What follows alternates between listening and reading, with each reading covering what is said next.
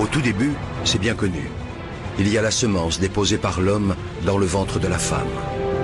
Des spermatozoïdes par millions, un flot, un torrent de spermatozoïdes.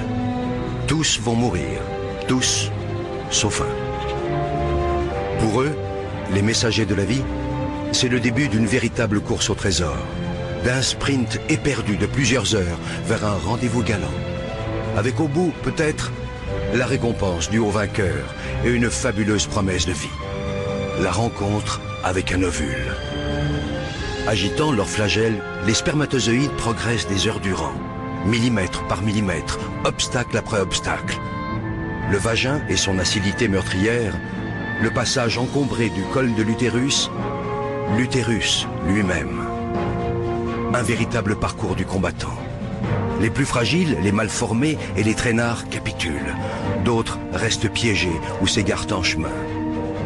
Là se présentent deux tunnels différents, deux voies possibles. Seulement voilà, une seule de ces voies mène vers l'ovule. Dans cette course effrénée à la vie, il n'y a pas que l'énergie qui compte.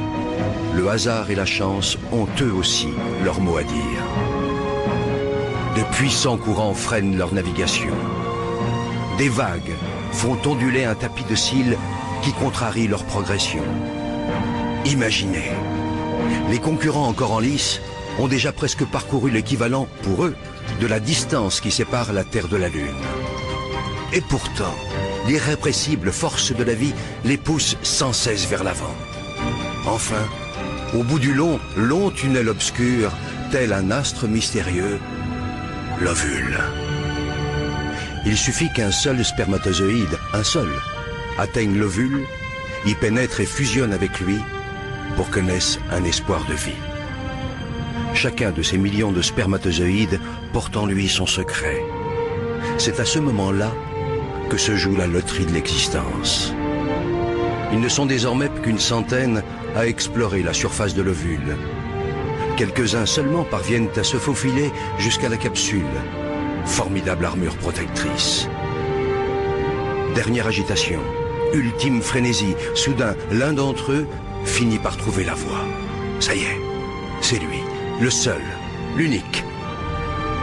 Aussitôt percé, la carapace durcit et les autres spermatozoïdes se heurtent à une barrière infranchissable. Pour eux, le voyage est terminé. Si près du but.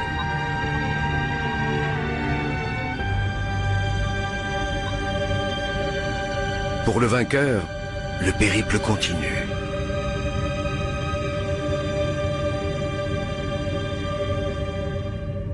Il perd son flagelle, devenu inutile, et libère son trésor.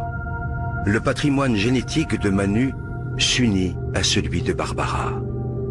De cette union va naître une cellule unique au monde. Rêve d'amour, fruit du désir, et déjà esquisse de vie. Un œuf. Dès cette seconde, tout est déjà écrit, ou presque. Et puis le processus s'accélère. Une nouvelle vie s'organise. Une nouvelle aventure commence.